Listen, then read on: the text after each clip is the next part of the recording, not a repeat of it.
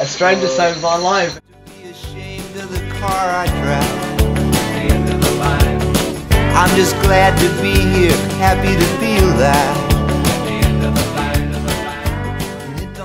What do we need to talk about, Fish, this morning? We need to talk about that story because that's pretty extraordinary. Isn't it amazing? So how do you know Vando? We do a lot of fishing together when he's down this way. He's a local Mawulamar boy. Yeah. Yeah, pretty extraordinary act of bravery, I think. Yeah, now it's all come out now, but it actually happened, he filmed it and the filming has just come out.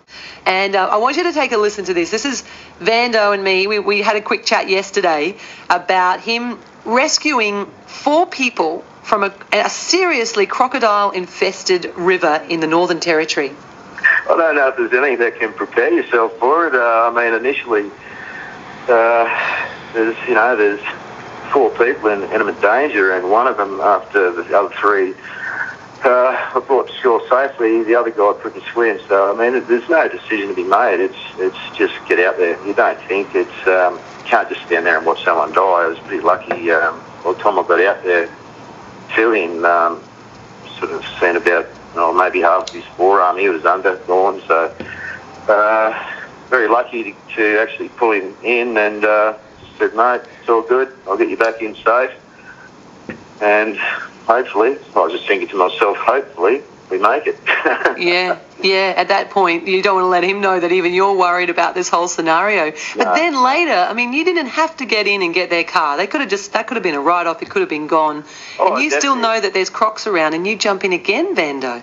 When you went to dive under the water that second time to go and, clip on so that the car could be pulled up, the 4-wheel drive, what goes through your mind at that moment?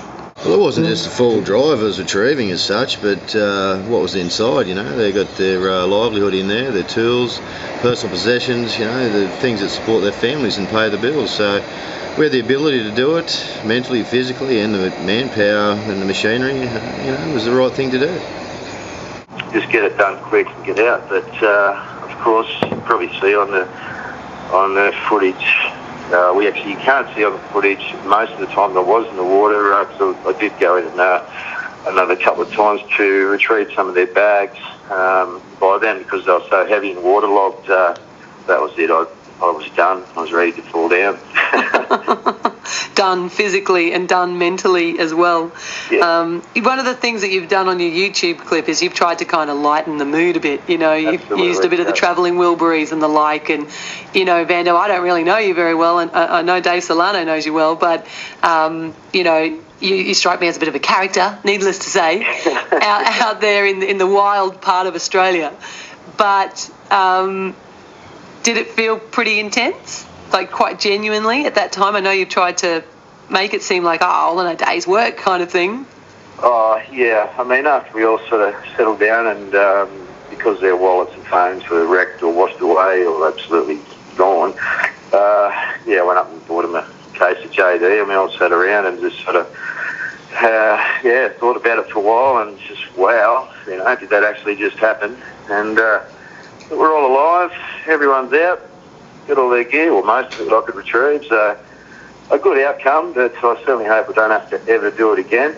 So, of course, if I had to, I would. That's Wayne Vando, a mate of Dave Solano's. Dave, we've got barely any time to talk about fishing after that, but how amazing is that story? It is pretty amazing. He's rescued me once before too. I rescued all my gear off the bottom of the Tweed River. Oh, no. Oh, no. Yeah, he sounds like the kind of guy you want around when things are tough. When something's going wrong, you want Vando to be there. Yeah, he's a fish whisperer, that guy. Oh, he's a fish whisperer as well, is he? We hear a bit about this at this time of the day. Dave, thank you for putting us on to Vando. No worries. Great story, Bernd.